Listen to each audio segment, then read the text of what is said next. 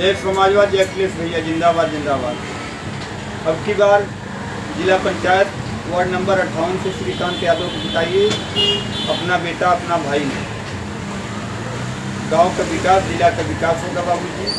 सबको देखा बार बार श्रीकांत यादव को देखो एक बार, सबको देखा बार बार श्रीकांत यादव को देखो एक बार। अब की बार जिला पंचायत सदस्य वार्ड नंबर 58 से श्रीकांत यादव को जिताइए। का नाम बिना श्रीकांत यादव का नहीं स्वपरी, अपने बल पे अपने सिरवा पे बधाल पगड़ी।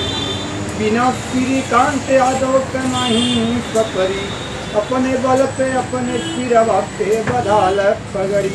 हर जई डूबी बीच धरवा में नैया, और श्रीकांत ईश्वर अब नहीं मिली है खेवैया।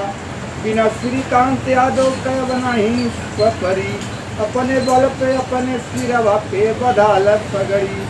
साथियों, दोस्तों, मित्रों, सभी से कहना है अपना बहुमूल्य वोट खराब मत करना। अब की बार जिला पंचायत सदस्य वार्ड नंबर 58 से श्रीकांत यादव को जिताइए। सभी गांव बनेडी, थाना रामपुर, जिला जौनपुर का विकास होगा।